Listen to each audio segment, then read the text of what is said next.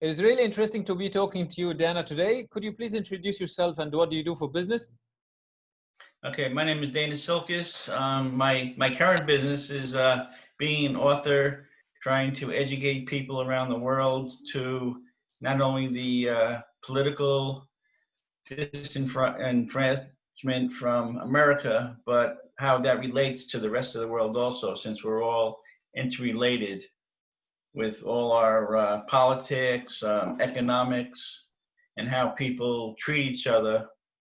I think what I'm trying to do is get people to go back to the simpler way of life as far as how they look at people and how they relate to other people, to see different cultures as people, not as them or us. So basically, it's about education Mhm. of citizens and countries. Very nice. My understanding is that you published a book. Could you give us some idea about your book? Okay, my book is a personal memoir of when I was 19 years old. I was putting together a touring group and recording musical, and I was in Daytona Beach, Florida, in the U.S. to meet some other musicians, and I saw a young black man getting beat up by the police. So I intervened and tried to stop it. It was successful, and one thing led to another. I went to a concert, came out, and the next I was supposed to meet one of the other musicians, and I was on my way to meet him, and I came to the beach area of Daytona, and I saw it looked like a war zone. There were people bleeding, bones broken, and a lot of destruction. I was helping some people. A bus pulled up, police came off, and I was with two other people that were helping out the injured. And the police knocked us out, put us on a bus, and brought us to a labor camp, forced labor camp in Georgia. And the book entails like what happened while I was there and the aftermath also. Mhm. So it's a good read. Yeah, sure. So the next question is could you tell us about your origins? Well, on my father's side, I'm Ukrainian. On my mother's side, German.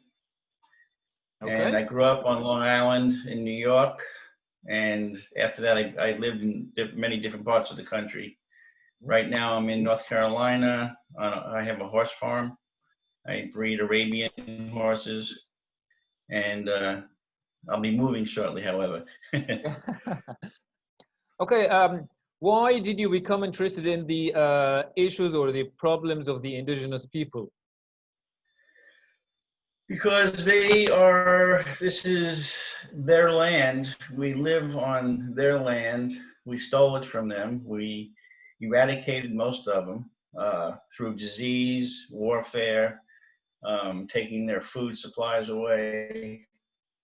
And when I was studying religions, different religions from different countries, um, what I found was I was most closely in tune with Native American beliefs because they believe that we are just temporary inhabitants of the planet and to respect it, take care of it, and always give thanks for what's here, not take it for granted.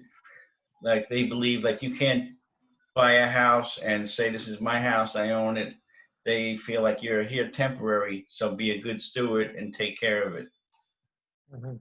And just the way they honor and treat people and their elders, which is important, something we've gotten away from in this country. Okay. Could we take this a little further? Like, who are the indigenous people of America? Okay. Native Americans, believe it or not, even in 2020, there are 500 and roughly 575 different tribes. And many of the tribes have their own cultures. You know, people say Native American, but it's very diverse. You have Native Americans on the West Coast, which primarily were hunter gatherers. They uh, did a lot of fishing and grew crops. On the East Coast, they were woodland Indians. had a different type of housing, long wigwam houses. On the plains in the middle of America were the Plains Indians. After the Spaniards came, they used horses as a way of, they were very nomadic. They didn't stay in one place for often. As the seasons changed, they traveled. And then in the Southwest, they were more stationary. They built homes, a lot of them out of like adobe houses made of stone and mud. And they actually carved out dwellings in the cliffs, the cliff dwellers, for protection and just, you know, the weather and from people, other tribes. So there are many, many different types of Native Americans. And that's not even getting into Central America and South America and Canada. You know, it's all different types. Yeah, very interesting. Like, could we take this a little deeper? Like, how did they used to live? Then or now? Yeah, no, then. Then? Yeah. Basically, on the East Coast, the Algonquins and Iroquois had their own political system that most people don't know this, but the American Constitution was based upon Hiawatha. He was the great chief of the Algonquin tribes, set up a system where they had 7 different Indian nations come together as one country, so that they were stronger for commerce, for against their enemies, for protection, for growing crops. They had a really good interrelated trade organization. And they were pretty stationary. Like I said, they were the woodland Indians, and they had some of the first contacts with Europeans as far as the British and French. And when the British and French were fighting for territory here, they had to end up taking sides of who they were going to fight with. And that split up some of their togetherness, their democracy. They were actually democratic. And in other parts of the country, I mean, it's so varied that they live simply off the earth until white men came and basically disrupted everything in this country and changed everything. Oh yeah.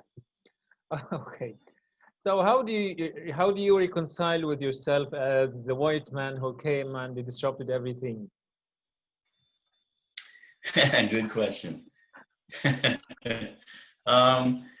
When I was young, I went out west and met with a lot of Lakota Sioux Indians, and they gave me honorary status as a Native American because I was so aligned with their beliefs and not with other people's. So I just really immersed myself in their culture and their beliefs and how they, everything from how they raised horses to how they grew crops, all the medicines that they use just from, you know, natural herbs and roots and all that that we utilize now in pharmaceutical applications, but they're the ones who taught, you know, the settlers how to do that. So it's pretty deep, yeah. Yeah.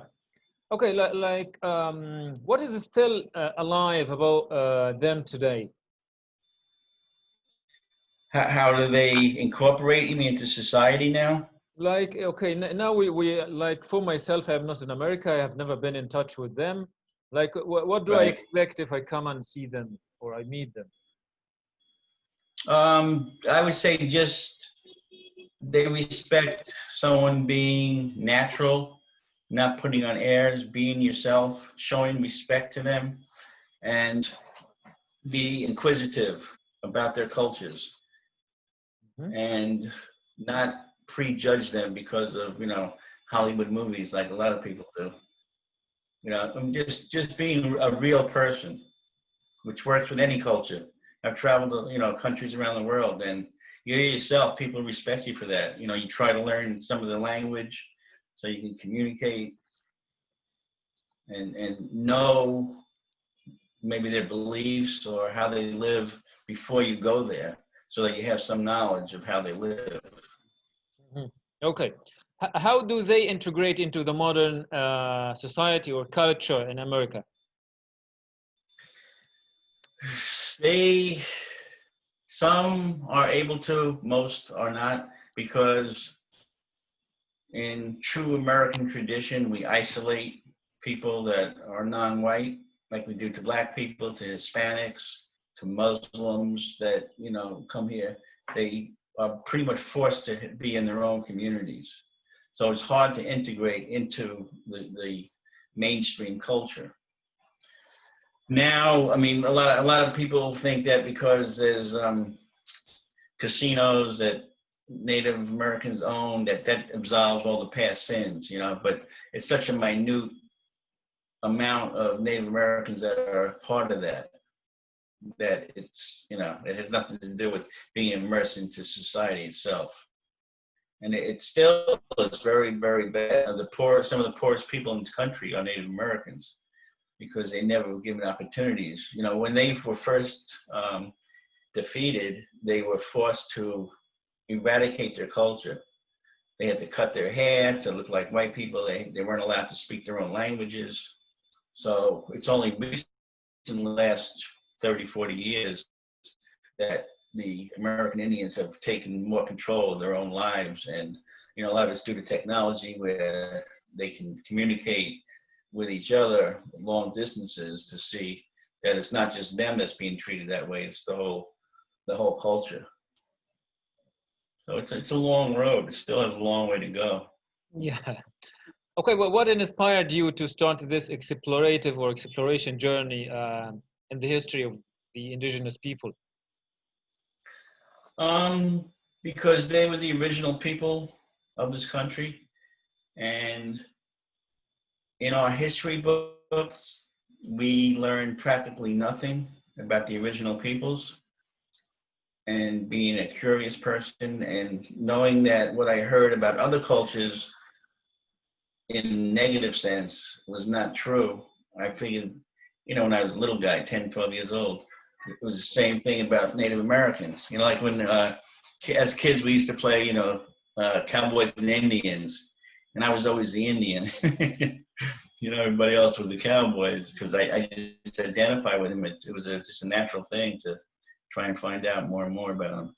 So that was my early explorations. I used to read a lot of books, you know, trying to get as much history as I could, look at the early photographs when, you know, some of the photographers that went around in the Old West took pictures and everything and compared it to what's going on today. And then when I was in Colorado, I actually met with Russell Means one time, who was one of the leaders of AIM, which is the American Indian Movement, before they went to Wounded Knee as a memorial. And even there in 1973, they got fired upon by the FBI and the US military just for having a memorial of all the people that got killed at the original Wounded Knee, South Dakota.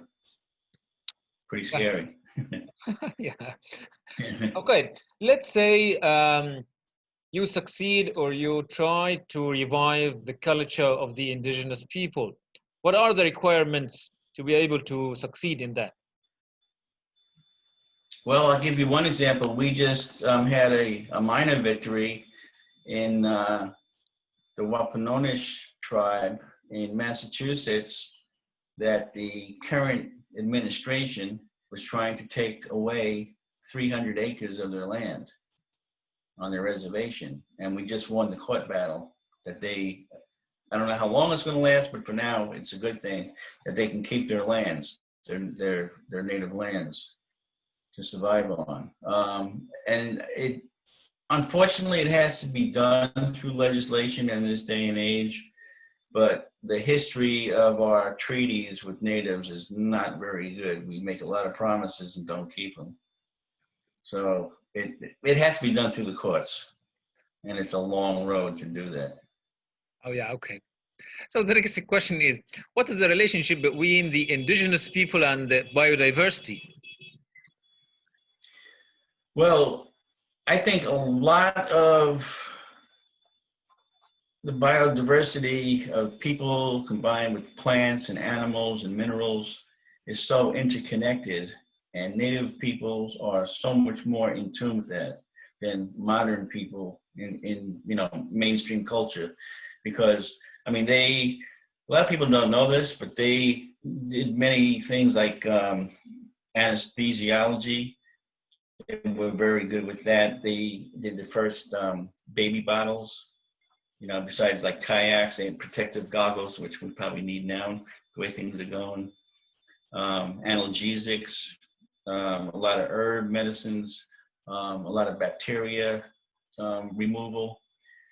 They just did from natural plant life because they were so in tune with what to eat, what was good for medications, making salves for cuts and keeping bacteria out, you know, and especially like during warfare. A lot of crops, they actually changed the genetic makeup of it. It wasn't called that back then, but they did by pollinating different crops to make, you know, like a third crop from two other ones. Mm-hmm. So they, I think because of their, if we use their knowledge a lot more, they should be on, you know, the UN is the one that has put this all together. But I haven't seen anything. I did a lot of research on that. I haven't seen anything about bringing in Native American people for that, which is something that's a really good point to bring forward and get out there. That should be part of the whole, you know, organization. Mm-hmm. Yeah. In tune with the other countries. Yeah, let's go to another important question. Currently, like, how can the indigenous people help with COVID-19? I think by just what we were talking about with their, you know, knowledge of medicines, mm-hmm. that if they did more trials with the natural medicines, you know, a lot of the other stuff, it eventually is derived from it. You know, most of our medications are all derived from natural ingredients, which are taken, a lot of them from like Brazil, from the Amazon. But right in this country, we still have thousands of, you know, herbs that are unknown to mainstream society. You know, that's one thing. When I was with the tribes out west, and some on the East Coast also, the knowledge they had was mind-boggling. Like, they're like, you don't take, you know, don't take this for your headache. Just, you know, take some of this and blah blah blah. And your headache goes away, your migraines go away. It's like you have aches and pains. You know, they tell you which ones to take. And so if we use more of their knowledge, definitely, I think could help. Mm-hmm. You know, and a lot of it could be genetic makeup, like why are some tribes not getting it at all, even though they're exposed to it, they're asymptomatic. Why is that? You know, what is it about the genetics that creates that? Is it the food that they're eating? You know, like what a lot of people don't know is two of the best ways to combat COVID is vitamin C and hot liquids as often as possible, like every 2 hours, hot tea, hot soup, and a lot of vitamin C and zinc, because the COVID virus has a layer of fat around its ring. And when you're drinking hot liquids, it actually breaks up the fatty outer circle and it starts disintegrating. And then when it swallows and goes down into your stomach acids destroy the rest of it. That's why people who eat healthily don't get sick from COVID. Mm-hmm. You know, unless they have an underlying factor, a disease, something else. And that's why young people too, because their metabolism is faster and they can break it down quicker. You know, they're not as susceptible. Yeah, very interesting. Let's go to another important point or difficult point, like how empowered or how vulnerable are indigenous peoples in their respective communities? I think very vulnerable now because they have, the American government has pretty much taken away most of their hospitals. Doctors are very few and far between on reservations. They don't have the money to go to a white man's hospital because they don't have the insurance that they need. And if you go in, I've seen patients of COVID come out of the hospitals and have bills from anywhere from $30,000 to almost $1 million, depending on how long their stay was. And you come back and you say, yeah, I'm alive, but now I'm in debt so bad, like, what do I do? You know, so a lot of people don't even go to the hospital because they know they they can't come out and be that much in debt. So either they die or they write it out themselves. So they're very vulnerable. Oh, yeah. It's not a good situation at all. Okay, let's say, suppose that the indigenous people succeeded in their pursuit, and then you got your position in the world. Like, what can the indigenous peoples add to the modern civilization in terms of innovation, achievements, new inventions, and so on? I think if a lot of what they have already invented, if they were given the not the inspiration, but where people would know about it, the education, that what they have done already, that it would give them the mobility to be able to continue that now, like to get it more into the research of, you know, medicines now, to be able to educate people on what they've already done. I think would open up a whole new world. You know, but right now things are so suppressed that, especially now in this country, in the last 3 years, it's really worse than ever. So I think that would be the best way. It's just education of people. Education works better than anything else. Yeah. Real facts. Okay. Okay. Well, what is the role of the indigenous people in the 2030 Sustainable Development Initiative by the UN? Well, I think we touched on that a little bit before, that if their knowledge is brought forward, that they could expound upon a lot of what the objectives are of the 2030, because eradication of poverty, right? Healthcare for everybody, new medications, how the economic structure of between different countries. They could definitely be a part of that in a big way. You know, I mean, they're right now, because so many of them had died and gotten killed over the last 100 years. I think they're 1.5% of the population.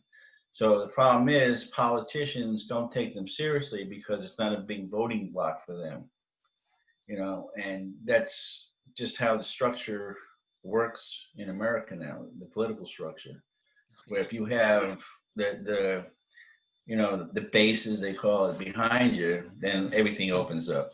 Otherwise, it's like, yeah, get out of here, you know, we'll talk to you later when voting time.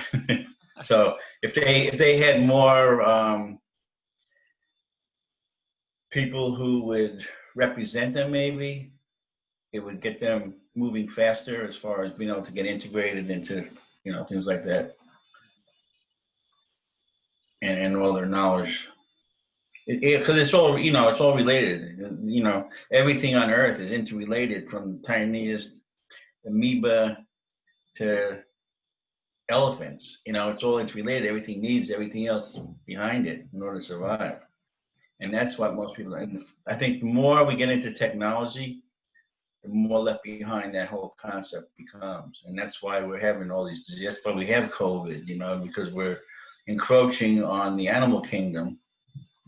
And when you do that, everything mutates and new diseases are coming. You know, I mean, look in the last, what, 15, 20 years, how many different viruses, and right, NV1 and all that, and SARS, it's all animal related, because we're taking away their lands and all their natural abilities. So nature finds its own way to survive. Mhm. You know, Yeah, okay, let's go to the language part. Like the indigenous people created and speak more than 7,000 languages of the world nowadays. Well, what are right. the efforts exerted to preserve these languages? What's going on in this country is a pride movement, proud to be a native, and the older people have actually come forward and are teaching the younger generations the old languages to preserve it. And I'm sure it gets diluted a lot just from, you know, modern talking and living, but there's a big movement between that and then to historically keep the old writings in like museums, and then it's becoming like audiobooks, things like that, where the different words are being preserved. So it's slowly coming about, because otherwise we would lose it forever. And I'm sure we've lost thousands of them already, Mm-hmm. you know, because of all the different tribes and all the different dialects that there are. But even like what a lot of people don't realize also is like in South America and Central America, the natives there, a lot of their language is more incorporated because they're still kept separate, but it's expanding a lot more now. You know, as far as like with mainstream society, just because there's nowhere else to go, so everybody's, you know, intermarriages, things like that. It's bringing it out a lot more Mm-hmm. than it used to be. So you have had like an unusual journey with this pursuit. Well, what did you learn, and what would you like to tell other people? Simplify life, be more in tune with nature, respect each other, and treat each other equally. Everybody, we all come from the same place. We just have lived in different places, but we all originated from the same place many, many moons ago. You know, it's all about respect. That's the bottom line. You know, like it's not us against them, or you know, me against you. Mhm. It's like, hey, let's get to know each other and find out about each other. Wow, that's really cool. Hey, that's a good, you know, I'd like to learn how to cook you that. Only you do in your country, you know, things like that. It's you simplify things. Don't make it complicated, and respect each other. You know. Okay, like let's say if you want to see your project come to fruition and be successful, what exactly do you need? Uh, Contacts and what we call vitamin B. Who you know. This one knows that one. This one says, "Hey, give him a call." That's really what it takes. You know, like I guess a form of marketing networking to get it out to mainstream. I mean, my book does pretty well. People buy it and read it, and I get a lot of feedback on it, but not that explosion rate. You know, that's what I'm waiting on. So I don't know if it's better like if a movie is made or a series, because my project, my book has a lot of diversity as far as you can expound upon people's lives, the political end of it, you know, like because after I got out of the camp, it was brought forth that there were senators involved, mayors, governors, police, judges. It wasn't just, you know, a low key thing. It went up into the upper reaches of our governments, and it hasn't changed. It was the beginning of privatized correctional facilities, where even now they lease out inmates to build roads, to make any product. You know, I mean, Mhm. McDonald's uses them. You name what corporation, they use, you know, prison labor for it. It's just more sophisticated now, you know, but it's the same. Mhm. Just yeah, yeah. Okay, that's been a So great, yeah, that's been great to talk to you, Dana, today. Like, we really support you with your pursuit, and good luck with that. thank you, sir. I appreciate it. Nice